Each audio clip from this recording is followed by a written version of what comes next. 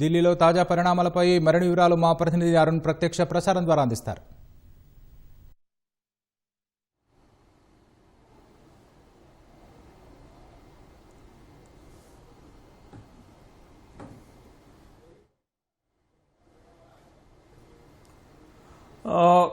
సిజేపీ ప్రధానంగా నీట్ యూజీకి సంబంధించినటువంటి వ్యవహారంలో లీక్ అయినటువంటి పరీక్షా పత్రాలకు సంబంధించిన వ్యవహారంలో ఇప్పటివరకు జరుగుతున్నటువంటి ఆందోళనల నేపథ్యంలో కేంద్రం ఒక కీలకమైనటువంటి నిర్ణయం తీసుకుంది.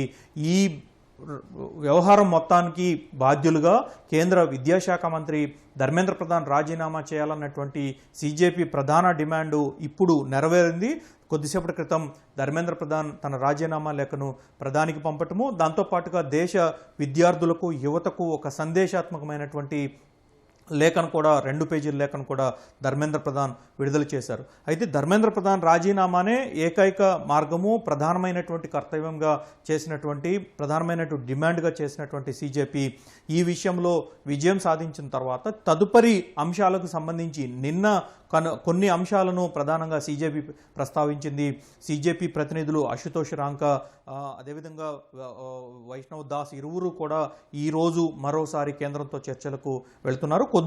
అతి కొద్దిసేపట్లోనే ఈ చర్చలు ప్రారంభం కాబోతున్నాయి. కేంద్ర మంత్రి జేపీ నడ్డా, సీనియర్ కేంద్ర మంత్రిగా ఉన్నటువంటి జేపీ నడ్డా, అదేవిధంగా ప్రధాని కార్యాలయ వ్యవహారాలు చూసేటువంటి జితేంద్ర సింగ్ ఈ చర్చలకు కేంద్రం తరఫున హాజరు కాబోతున్నారు.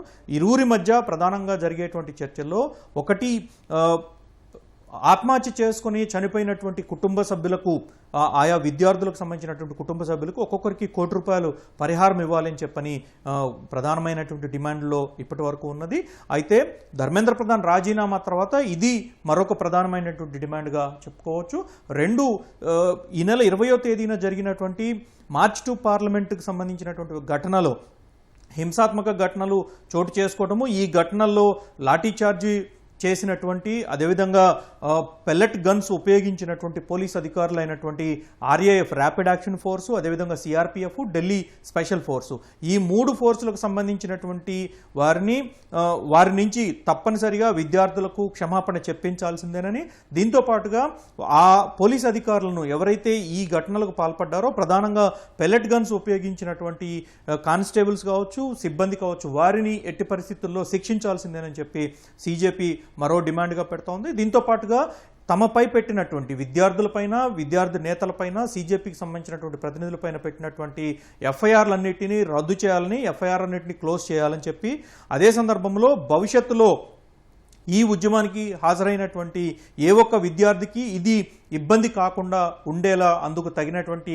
ఆదేశాలను కేంద్ర ప్రభుత్వం తక్షణమే ఇవ్వాలి అని చెప్పని కోరుతున్నారు. మరోవైపు కేంద్రం తరపున కూడా ఇందుకు సంబంధించినటువంటి ప్రధానమైనటువంటి డిమాండు వెంటనే ఇప్పుడు జరుగుతున్నటువంటి దీక్షా కార్యక్రమాలు ఏవైతే ఉన్నాయో వాటన్నిటిని వెంటనే నిలుపుదల చేయాలని, శాంతియుతమైనటువంటి పరిస్థితులకు అవకాశం కల్పించాలని, ఎట్టి పరిస్థితుల్లో ఇకపై హింసకు తావులేనటువంటి వ్యవహారంగా, హింస జరగకుండా అవకాశం ఉన్నటువంటి ఆందోళనలు మొత్తాన్ని ప్రధానమంత్రి సూచనలతోటి ధర్మేంద్ర ప్రధాన్ పూర్తి రాజీనామా చేయడంతో వాళ్ళ విజయం సాధించినట్లయింది. కాబట్టి ఇప్పుడు ప్రభుత్వం అవకాశం తీసుకొని మొత్తం ఆందోళనలన్నిటికీ పులి స్టాప్ పెట్టే విధంగా చర్యలు చేపట్టాలని చెప్పి చూస్తుంది. ఇప్పటికే కేంద్రం నుంచి పరీక్షలకు సంబంధించినటువంటి వ్యవహారంలో అన్ని చర్యలు కేంద్ర ప్రభుత్వం తీసుకుంది.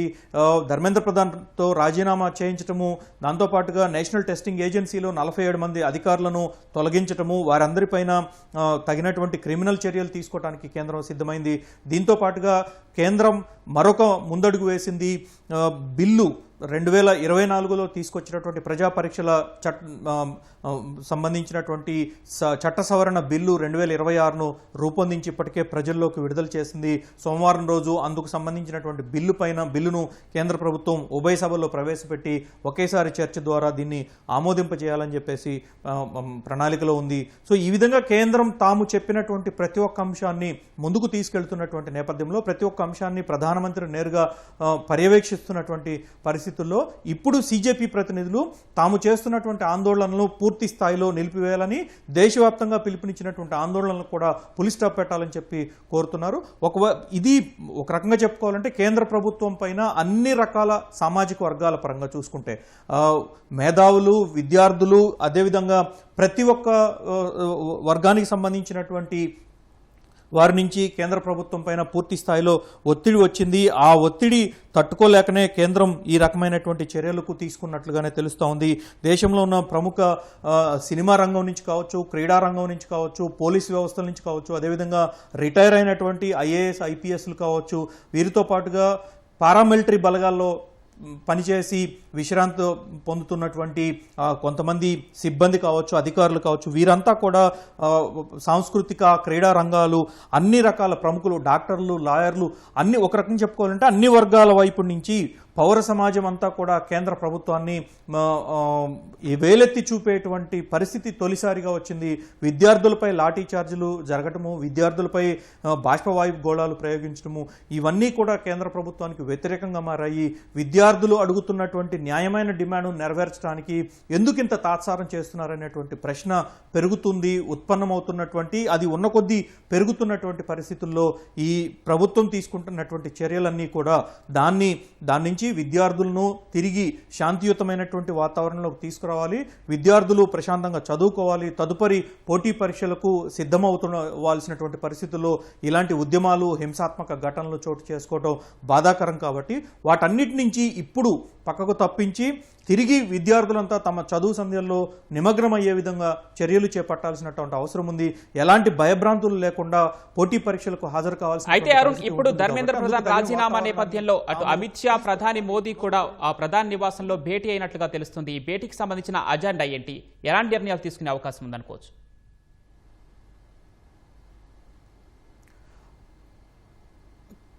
ధర్మేంద్ర ప్రధాన్ రాజీనామాకు సంబంధించినటువంటి వ్యవహారంలోనే ప్రధానంగా ప్రధానమంత్రి అదేవిధంగా కేంద్ర హోంమంత్రి అమిత్ షా ఇరువురు కూడా ప్రధాని నివాసంలో కొద్దిసేపు భేటీ అయినట్లుగా ప్రభుత్వ వర్గాల నుంచి సమాచారం అందుతోంది. అయితే రేపు పార్లమెంట్లో చర్చ కొనసాగటము, మరోవైపు జేపీ నడ్డా నేతృత్వంలో సీజేపీ ప్రతినిధులతో చర్చలు కొనసాగటము, పార్లమెంటు ముందుకు చట్ట సవరణ బిల్లు తీసుకొచ్చినటువంటి క్రమంలో పార్లమెంట్లో అనుసరించాల్సినటువంటి వ్యూహము, దానికి సంబంధించినటువంటి తదుపరి కార్యాచరణపైన చర్చిస్తున్నట్లుగా తెలుస్తూ ఉంది. అయితే ప్రభుత్వ వర్గాల నుంచి వస్తున్నటువంటి సమాచారం ప్రకారం చూస్తే రేపు పార్లమెంట్లో చర్చ జరిగే క్రమంలో ఒకరు సమాధానం చెప్పాల్సి ఉంటుంది. కేంద్ర విద్యాశాఖ తరపున ఈ బిల్లు ప్రవేశపెడుతున్నటువంటి నేపథ్యంలో విద్యాశాఖ మంత్రిగా ఎవరు బిల్లు ప్రవేశపెట్టాలి, దాంతోపాటుగా దానికి సమాధానం ప్రభుత్వానికి విపక్షం నుంచి వచ్చేటువంటి ప్రశ్నలకు, పలు విపక్షాలు ప్రతిపాదించేటువంటి సవరణలకు ఎవరు సమాధానం చెప్పాలి అనేటువంటి విషయంలో ఎవరికో ఒక సీనియర్ మంత్రికి పూర్తి స్థాయి బాధ్యతలు ఇవ్వాల్సి ఉంటుంది.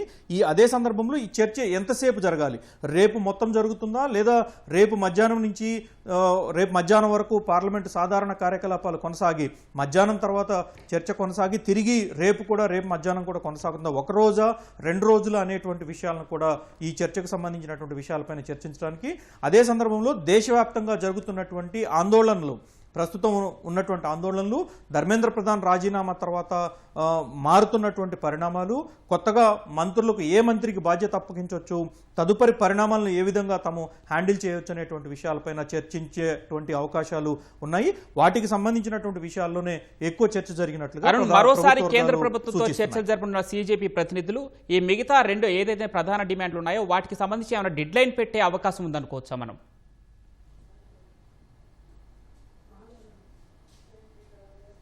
వాస్తవానికి ధర్మేంద్ర ప్రధాన్ రాజీనామా తర్వాత ఇప్పటికే వాళ్ళు ఒక ప్రకటన చేశారు, తాము మరొక 2 డిమాండ్లు, ప్రధానమైనటువంటి డిమాండ్లు పెట్టాం కాబట్టి ఆ డిమాండ్లు కొనసాగే వరకు శాంతియుతమైనటువంటి ఆందోళన కొనసాగిస్తామని చెప్పి, తమ ఉద్యమం కొనసాగుతుందని చెప్పి స్పష్టం చేశారు. అయితే ఈ విషయంలో ప్రభుత్వం వారితో డిఫర్ అవడానికి ఛాన్సెస్ ఉన్నాయి.